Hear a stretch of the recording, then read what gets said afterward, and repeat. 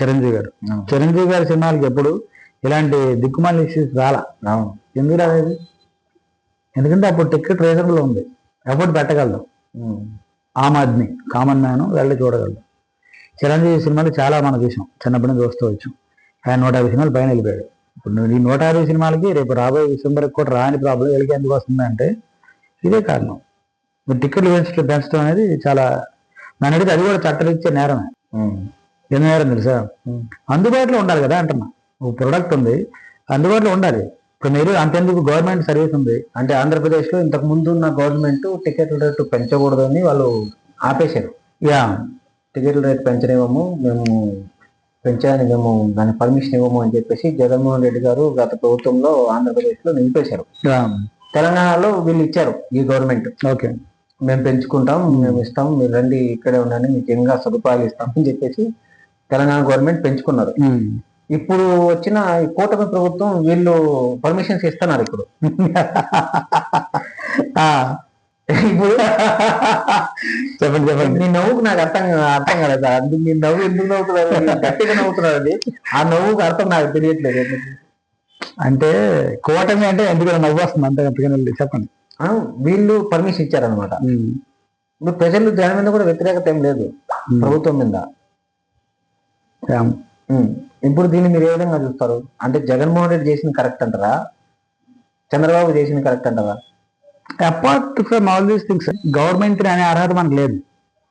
ఎందుకు లేదంటే గవర్నమెంట్ చేసే పనులు ఒక గవర్నమెంట్ ఒకడు వచ్చాడు, వాడికి ఇష్టం చేస్తున్నాడు, వెళ్ళిపోతున్నాడు. మళ్ళీ ఇంకోటి వచ్చే అది చేసింది కరెక్ట్ కాదు మళ్ళీ అంటున్నాడు. వాడు పెట్టిన స్కీమ్లో ఒకడు కంటిన్యూ చేయడు, వాడు పెట్టింది ఖచ్చితంగా అది కోలగొట్టాలని ఒకడు అనుకుంటాడు. ఇంకోటి వచ్చింది తిచ్చి వాడికి తలకాయలేదు, మాకు తలకాయలు అంటాడు. ఫైనల్గా చూడొచ్చు ఏంటంటే గవర్నమెంట్ స్కీమ్ అనేది బేసిక్ ఎవరు పెంచే తగ్గిస్తున్నా నేను అంటానంటే గవర్నమెంట్ అనే అర్హత ఎందుకు లేని చెప్తున్నా అంటే వీళ్ళు మనకి చెప్పేదంతా అబద్ధం. ప్రభుత్వం రాజకీయ నాయకులు, ప్రభుత్వ అర్హత మనకి ఎక్కడ ఉంది? మనం బతికేది అంటే ఇప్పుడు రాజకీయ నాయకులే కదా ప్రభుత్వం. రెండు తేడా ఉందండి, చాలా తేడా ఉంది. మీరు రాజకీయ నాయకులు వాళ్ళనే మాటలకి వాళ్ళకి చాలా సంబంధం ఉండదు. వాళ్ళు చాలా ఇస్తారు, చాలా చెప్తారు, ఎందుకంటే to attract people. So just like మన భాషలో ట్రైలర్ కట్ లాగా ప్రోమో బాగా కట్ చేస్తారు, సినిమాలు మ్యాటర్ లాగితే ఎవరు చూడదు కదా. సో పొలిటీషియన్స్ లో తేడా ఏంటంటే ఒకళ్ళు పెట్టిన ఫార్మేట్ ఇంకోటి పెట్టడు, అట్రాక్టివ్ ఏదో పెడతాడు. అది నెరవేర్తించినప్పుడు ప్రజల్లో విశ్వాసం ఉంటుంది, లేకపోతే ఉండదు. అది ఎవరైనా కానీ. అంటే మీరు చెప్పే లెక్కకి ఇప్పుడు రేట్లు మేము పెంచుతామంటేనే ఓట్లు వేస్తారా? ఇది అదేం లేదు, సినిమా రేట్లు, ఐ మీన్ నిత్యావసర రేట్లు కాదు, సినిమా రేట్లు. వాళ్ళు జగన్మోహన్ రెడ్డి నేను రేట్లు పెంచనివ్వను, టికెట్ రేట్లు యథావిధిగా ఉంటాయి, తక్కువలోనే ఉంటాయని చెప్పి జగన్మోహన్ రెడ్డి చెప్పారు. అవును, వీళ్ళు పెంచుతామన్నారు, మేమైతే అందరికీ మేము న్యాయం చేస్తామని చెప్పారు. అది చూసి ఓట్లు వేశారంటారా? ఓట్లు వేసిన తర్వాత పెంచుంటారు వీళ్ళు, అంతే కదా. మరి ఇప్పుడు జగన్మోహన్ రెడ్డి ఆయన ఏం చేశాడు నాకు తెలియదు, ఎందుకంటే నాకు పాలిటిక్స్లో అంత టచ్ లేదు. బేసికల్ ఐ హేట్ పాలిటిక్స్ కాబట్టి నాకు ఎవరు రెలబుల్గా అనిపించడం. బట్ జగన్మోహన్ రెడ్డి గారి గురించి మీరు చెప్పిన పాయింట్ చూస్తే టికెట్ వేసిన ఒక చేసింది కరెక్టే, ఎందుకంటే అందరికి అందుబాటులో ఉండాలి అనేది మంచి ఎవరు ఇప్పుడు మంచి మాట ఎవరు చెప్తే ఏంటి? జగన్మోహన్ రెడ్డి గారు చెప్తే ఏంటి, చంద్రబాబు గారు చెప్తే ఏంటి, పవన్ కళ్యాణ్ గారు చెప్తే ఏంటి? మంచి మాట ఒక అందుబాటులో ఉన్న విషయం. ఇప్పుడు నిత్యావసర వస్తువులు ఉన్నాయండి, రేషన్ ఎందుకు ఇస్తున్నారు? దట్ మీన్స్ సామాన్యుడు బతకాలనే కదా. అవును, అది పార్ట్ ఆఫ్ ద గవర్నమెంటే కాదా? అవును. ఇది కూడా అంతే. ఇది ఏం చేస్తారు మీరు? దీన్ని సినిమాలు అంటే ఎలా చూడదలుచుకున్నారు? పోనీ గవర్నమెంట్కి నేను క్వశ్చన్ వేస్తా, సినిమాని మీరు ఎలా చూడదలుచుకుంటున్నారు? Simple logic. వాళ్ళ ఆన్సర్ చెప్పనియండి, మనకు ఆటోమేటిక్గా 100 బూతులకి ఒక అర్థం వచ్చేస్తుంది. అంటే ఇంతమంది అభిప్రాయాలు. మరి కొంతమందిలో ఏమి అభిప్రాయం ఉందంటే, ఇప్పుడు సినిమా ఇండస్ట్రీకి సంబంధించిన వ్యక్తి ఒక ఉప ముఖ్యమంత్రి హోదాలో పవన్ కళ్యాణ్ గారు ఉన్నారు, ప్రజల గురించి ఇంత ఆలోచిస్తున్నారు అంటే మారుమూల గ్రామాలకు కూడా బస్సు సౌకర్యం కానీ రోడ్ల సౌకర్యం కానీ సమకూరుస్తున్నారు. మరి సినిమా విషయానికి వస్తే మాత్రము రేట్ల విషయంలో ఎందుకు ఆయన పెంచడానికి అనుమతులు ఇస్తున్నారు అనేది పెద్ద క్వశ్చన్ మార్క్ అయిపోయింది. ఇప్పుడు పవన్ కళ్యాణ్ చేతులు ఏమి ఉండదండి. పవన్ కళ్యాణ్ సినిమాలో హీరో, బయట కాదు. ఎందుకంటే మీరు ఇంత కూటమి ఎందుకు నవ్వానంటే నేను ఇప్పుడు చెప్తా. ఎందుకు నవ్వానంటే పవన్ కళ్యాణ్ గారు ఒక గొప్ప ఆదర్శ వ్యక్తి అనుకుందాం కాసేపు. అతను ఏదో సినిమాకి ఒక లా తెద్దాం అనుకున్నాడు, అనుకున్నాం ఎస్యూనిట్ రేపు తెస్తాడేమో కూడా. ఇంకా ఇంకా ఇంకో ఎన్ని సంవత్సరాలు ఉన్నాయి? ఇంకా ఇంకో 4 ఉన్నాయా, 3 ఉన్నాయా? 4 ఉన్నాయి. ఈ 4 సంవత్సరాలు టైం ఉంది కాబట్టి మేబీ అతను తీసుకురావచ్చు. Or any amendment what ever favour industry. ఎందుకంటే అతను ఇక్కడి నుంచి వెళ్ళారు కాబట్టి ఇండస్ట్రీ ప్రేమతో పవన్ కళ్యాణ్ గారు అనుకున్నారు తెస్తారనుకోండి. దానికి అనుకుంటున్నారు కదా, ఇండస్ట్రీ మీద ప్రేమ ఏముందా లేకపోతే ఈ పెద్ద బడా ప్రొడ్యూసర్ల మీద ప్రేమ ఉంది ఆయనకి అనేది పెద్ద. పవన్ కళ్యాణ్కి ప్రేమ ఉన్నా వేస్ట్. ఎందుకంటే అతనేం చేయనీరు. పవన్ కళ్యాణ్ గారు అది చెప్తాను, చెప్పబోతున్నది. పవన్ కళ్యాణ్ గారు ఒక పాయింట్ అనుకున్నారండి. ఫర్ ఎగ్జాంపుల్ ఆ పాయింట్ ఎలా ఉంటుందో చెప్తాను మీకు. ఓ మంచి చేద్దాం అనుకున్నాడు. నాకు పవన్ కళ్యాణ్ గారితో ఒక అనుభవం ఉంది, అది చెప్తాను. అది బెస్ట్ ఎగ్జాంపుల్ ఐ థింక్. అది బాగా ఆనుద్ది పాయింట్కి. అంటే ఉద్దేశాలు చెప్తున్నాను. నేను పవన్ కళ్యాణ్ గారు జాయిన్ సినిమాకి 2 బీట్స్కి మ్యూజిక్ చేశాను. రాబోయే మా కంట్రీకి అని ఒక ఆయన దొరవేసుకుంటే పాట ఉంటుంది, అదొకటి. అలాంటిది ఇంకో పాట ఉంటుంది. 2 బిట్ సాంగ్స్ మ్యూజిక్ కంపోజ్ చేశాను. నా పేరు ఇలా ఓకే, థ్యాంక్స్ కూడా చెప్పలా. కనీసం క్రెడిట్స్లో థ్యాంక్స్ టు సాకేత్ సార్ అంటే నాకు చాలా హ్యాపీగా ఉంటుంది కదా. గీతార్స్ వాళ్ళు నాకు పేరే ఇలా డబ్బులు ఇచ్చారు. కావాలంటే జాయిన్ అకౌంటెంట్ని ఆ సంబంధించిన లెక్కలు చూసుకొని చెప్పండి. సాకేత్ సారాంకి 5,000 రూపాయలు చెక్కు ఉంటుంది. అంటే సాంగ్ మొత్తం కంపోజ్ చేశారు సార్ మీరు? 2 బీట్లు నేను చేశాను. ఈ సాంగ్ కొంచెం మా కోసం అదే రాబోయే మా కంట్రీకి మాస్టర్జీ పాడారు. మాస్టర్జీ అని ఒక ఆయన ఉంటాడు, ఇట్లా సంచి వేసుకొని పవన్ కళ్యాణ్ గారి ఆల్మోస్ట్ వెరీ క్లోజ్ అసోసియేట్. ఆయనకి ఇది ఉంటుంది అన్నమాట ప్రాబ్లం, ఆయన దర్వేసుకుని పాడుతూ ఉంటాడు. సో ఆ పాటల్ని టెక్నికల్గా చేశాను. వాళ్ళకి ఏదో ప్రాబ్లం వస్తే అప్పుడు నన్ను పిలిచారు. వేరే గీతార్స్ నుంచి సౌండ్ శబ్దాలు చేసే వర్క్. నాకు తెలిసి పవన్ కళ్యాణ్ గారికి తెలియదు నా గురించి. ఓకే. బట్ అరవింద్ గారు తెలిసి ఉండాలి, ఎందుకంటే కంపెనీ హ్యాండ్ కదా, గీతార్స్ కదా, చెక్ వాళ్ళదే కదా. 5,000 ఇచ్చినా లెక్కే కదా జాయిన్ అప్పుడు. ఆ లెక్క తెలిసే ఉంటుంది కదా. వాళ్ళు నాకు క్రెడిట్స్ కదా. ఎందుకు ఎలా అంటే ఇది ఎవరికి తెలిసి ఉండొచ్చు, ఎవరికి తెలిసి ఉండకపోవచ్చు. నా ఆలోచన ఏంటి, పవన్ కళ్యాణ్ గారు ఇంత మంచి వాళ్ళు మీ అందరూ చెప్తున్నారు కదా, సో అతను తెలిసి ఉండకపోవచ్చు. మేబీ నేను పనిచేసిన సంగతి అతని దాకా వెళ్ళి ఉండకపోవచ్చు. లేకపోతే అతను ఎవరు సాకేత్యారం చేశాడు కదా, అతను క్రియేటివ్ అని ఉండేవాడేమో అనుకున్నాం. అతను తెలియదు.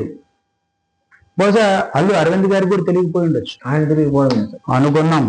అందరం మంచి వాళ్ళు చేద్దాం, కాసేపు ఏం పోయింది అనుకున్నాం. చేద్దాం అన్నా నేను. అంటే వాళ్ళు మనుషులు కాదని అంటలేదు, ప్రస్తుతానికి అనుకుందాం అంటున్నా. ప్రస్తుతానికి అనుకోవడమే రాదంటే ప్రస్తుతానికి అనుకుందాం అంటే వాళ్ళు లేనట్లే కదా. కాదండి, నేను బేసిక్ మ్యాథ్స్, మాకు థియరమ్స్ ఉంటాయి. ఏమంటే A is equal B is equal C అంటే ఏ ఈజ్ ఈక్వల్ సి కదా. If A is equal not C ఇప్పుడు నిరూపించు అని ఉంటుంది ఒక థియరం. కాసేపు నో అని మొదలు పెడతాం, ఎస్ అంటాం. అలాగే చెప్తున్నా. సో ఫర్ దిస్ మూమెంట్ అనుకుందాం, కారణం కాదు, అవునని కాదు, అనుకుందాం. ఓకే. ఇప్పుడు అల్లు అరవింద్ గారు కూడా చాలా గొప్ప అద్భుతమైన మనసు ఉన్న వ్యక్తి అనుకున్నాం. అతనికి తెలిసి ఉండకపోవచ్చు అనుకున్నాం. జస్ట్ లైక్ పవన్ కళ్యాణ్ గారి లాగా అతను కూడా తెలిసి ఉండకపోవచ్చు అనుకున్నాం. పవన్ కళ్యాణ్ గారి పక్కన శ్రీధర్ రెడ్డి అని ఒక అతను ఉండేవాడు, అతను తెలుసు, మీరు అతను చెప్పలేదు అనుకున్నాం. మరి అల్లు అరవింద్ గారి మేనేజర్ ఎవరు ఉంటారు కదా, లెక్కలు చూసుకుని క్యాషియర్ ఎవరు, అతను తెలుసు. ఇప్పుడు నేను ఎవరికి చెప్పాలి ఈ విషయం? అప్పుడు ఆలోచించా, ఏంటి మనం కనీసం ఇలా అయిపోయిందని ఫీల్ అయ్యా. అది అడవిలో ఒక రోదనలాగా అయిపోయింది. అరణ్య రోదన, అడవి కాచిన వెన్నెల. మనం చేసిన వర్క్కి కూలేశారు పేరు కాకుండా. ఓకే, నేను ఫీల్ అవ్వాలి. ఎందుకు ఫీల్ అవ్వదంటే అది అంతేనేమో, పెద్దవాళ్ళ లెక్కలు అలాగే ఉంటాయేమో అనుకున్నా. నాకు తెలియదు. తర్వాత నాకు తెలిసి వచ్చింది ఏంటంటే ఇది మనం డెఫినెట్గా ఓ రోజు చెప్పాలి అనుకుని ఇప్పుడు మీ ముందు చెప్తున్నా. ఇప్పుడు నేను ఎక్కడ చెప్పలా, ఏం చెప్పలేదంటే సందర్భం రాలా. ఇప్పుడు పవన్ కళ్యాణ్ గురించి నా అభిప్రాయం చెప్పా, ఆయనతో నాకున్న అనుభవం జానీ సినిమాలో. ఇప్పుడు పవన్ కళ్యాణ్ గారి గురించి పాయింట్కి వద్దాం.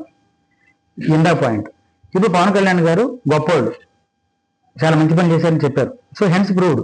ఇప్పుడు నేను ఆయన గురించి ఏమన్నా ఏం ఆగకపోయినా ఆయన గొప్పతనం పోదు. మంచి చేసినప్పుడు ఎవరైనా మెచ్చుకోవాల్సిందే.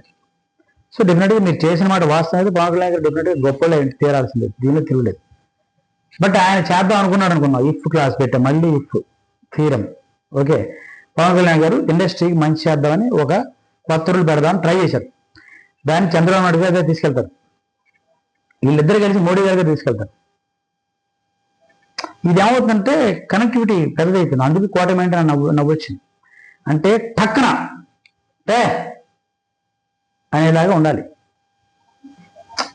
ఐ మీన్ టు సే నాయకత్వం. I'm not in to politics again, but again I hope it can be like that. ఇప్పుడు మొన్న ఏదో పవన్ కళ్యాణ్ గారు ఏదో అన్నారు, సీజ్ ద షిప్ ఏదో అన్నారు కదా, అట్లా ఓ డెసిషన్ స్పాట్గా తీసుకోగలిగితే మంచిది. అది ఏదైనా కానీ ఏది చెడుకి యాంటీగా, మంచిగా అనుకూలంగా ఇండస్ట్రీ గురించి మంచి డెసిషన్ తీసుకోవాలనుకుంటే ఇప్పుడు ఎట్లా ఉంటుంది. పవన్ కళ్యాణ్ గారు ఏమన్నారు, మంచి మాట చెప్పారు, నాకు అందరూ ఒకటే అన్నారు, నాకు అన్ని మతాలు ఒకటే, నేను అన్ని మతాలు నాకు ఒకటే, నా కూతురు పిసిరబ్బా అన్నాడు ఆయన. అవును, అదైతే గ్రేట్, అది గ్రేట్. మరి ఆయన వచ్చి మొన్న గుండు గడిగి సనాతనేనని ముస్లిమ్స్ గురించి యాంటీ మాట్లాడాడు. ఆయన ఎందుకు మాట్లాడాడు? ఆయన మాట్లాడా? ఆయన మాట్లాడేలాగా చేశారా? ముస్లిమ్స్ గురించి ఏమి చెడుగా మాట్లాడారు అన్నారు కదా ఆయన. టెరెస్ట్ లో ముస్లిమ్స్ ఉంటారని అన్నమాట అన్నారు ఆయన. ముస్లిమ్స్ అంతా టెర్రరిస్ట్ అన్న, అది తప్పు కదా అంటున్నాం. How can he assume? చెప్పండి. మొన్న ఇతను ఎవడు అన్నాడు, ఆ పొలిటీషియన్ ఎవడాడు, బండి సంజయ్ అన్నాడు ఎవడు, అది అదే అన్నాడు కదా. అంటే వాళ్ళంటే ఇప్పుడు మనకి ఈ ఇంటర్వ్యూకి మనం ఈ టాపిక్ కి సంబంధం లేదు యాక్చువల్ గా, అయినా కూడా ఇప్పుడు సందర్భం వచ్చింది కాబట్టి మనం మాట్లాడుకుంటాం. ఇంటర్లింక్ అయిపోయింది సార్. ఇప్పుడు సినిమా పాలిటిక్స్ అదే ఇంటర్లింక్ ఎప్పటి నుంచో ఉంది. ఇప్పుడు పవన్ కళ్యాణ్ గారు కొత్తగా వచ్చింది కాదు, ఎన్టీఆర్ గారి విషయం ఏంటంటే ఇప్పుడు మనం ఐబొమ్మ గురించి మనం డిస్కస్ చేసుకునేటప్పుడు ఇవన్నీ మధ్యలో వచ్చేస్తున్నాయి కాబట్టి సందర్భం వచ్చింది కాబట్టి నేను చెప్తున్నాను. అతను మాట్లాడిన విషయాలైతే చాలా కాదు అసలు, అది వర్డ్లెస్ అన్నమాట. దానికి మనం రిటర్న్ ఏం చెప్పలేము. అందుకే అతను ఏమన్నాడని అనలేదు, వాడు ఏమన్నాడు అన్న.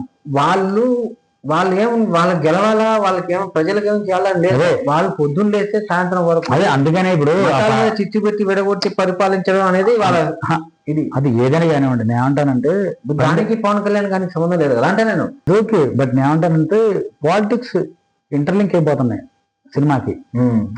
మనం విడదిద్దాం అనుకున్నా అవ్వట్లేదు, ఎందుకంటే మన వాళ్ళు ఎవరో అసలు దూరతారు కాబట్టి. అది దాని మీద డెఫినెట్లీ. సో పవన్ కళ్యాణ్ గారు అది అనకూడదు. పాయింట్ నేను మీకు అడిగిన ఫస్ట్ పాయింట్ ఇదే.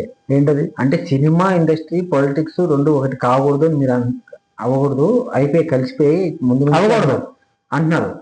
కలిసిపోయాయి కాబట్టి నేను అంటున్నా, ఇప్పుడు పాలిటిక్స్ లోకి సినిమా వ్యక్తే, అది మామూలు వ్యక్తి కూడా కాదు, పవర్ స్టార్. అంటే ఇంకా ఆయన చెయ్యి ఊపితే కొన్ని కోట్ల మంది ఆగిపోయే రేంజ్ లో ఉన్న ఒక పవర్ స్టార్. అలాంటి వ్యక్తి డైరెక్ట్ గా పాలిటిక్స్ లోకి ఇప్పుడు ప్రస్తుతం ఒక ఉప ముఖ్యమంత్రి హోదాలో ఉన్నప్పుడు, ప్రజల కోసం ఇంత ఆలోచిస్తా ఉన్నప్పుడు, అంటే ఈ బెనిఫిట్ షోలకి టికెట్లు పెరిగిపోయినా కూడా పోయేది సామాన్యమైన ప్రజలే కదా, పేద ప్రజలే కదా, మధ్యతరగతి ప్రజలే కదా, వీళ్ళ గురించి ఎందుకు ఆలోచించట్లేదా నేను మిమ్మల్ని అడుగుతాను. అయ్యుండొచ్చు. ఇప్పుడు నేను చెప్పిన ఇప్పుడు ఆయన ఒక పెద్ద నిర్మాతలను కాపాడే పనిలో ఉన్నారా అని మీరు అంటారా? అతని పర్సెప్షన్ మనకేం తెలుసు, హ్యాపీ అనేది తెలుసు, జరిగిన తర్వాత మనం అనలైజ్ చేయగలుగుతాం. ఇప్పుడు నేను జాయిన్లో పని చేశాను చెప్పా, నా పేరు డబ్బులు ఇచ్చారని చెప్పా, పర్ఫెక్ట్గా చెప్పా, నేను చేసే కాబట్టి. అది పవన్ కళ్యాణ్ గారు నో అనలేడు, అల్లు అరవింద్ నో అనలేడు. ఎందుకు? అది హిస్టరీ అంటూ ఎవరు చేయలేడు, జరిగిందని తుచ్ అని ఎవడు అనలేడు. సో అందుకని గర్వంగా గట్టిగా చెప్పగలిగా, నెంబర్ 1. నెంబర్ 2 ఏంటంటే ఆ మతాల గురించి ఏదో ఉంది కదా, అది కూడా ఆయన స్టేట్మెంట్ ఇచ్చాడు కాబట్టి చెప్పా. సో అన్ని జరిగిందే నేను చెప్పా, మీకు అదే ఉంది పాయింట్.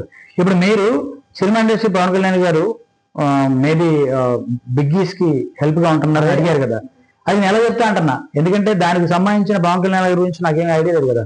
ఇప్పుడు పవన్ కళ్యాణ్ గారు యాక్సెసిబిలిటీ నాకు లేదు, నేను ఎవరిని అనే పాయింట్ వస్తుంది. అంటే ఇప్పుడు మీరు అన్నారు కదా, ఏంటది, ప్రజలకి అందుబాటులో రేట్లు పెంచడం కరెక్ట్ కాదు. కరెక్ట్ కాదు.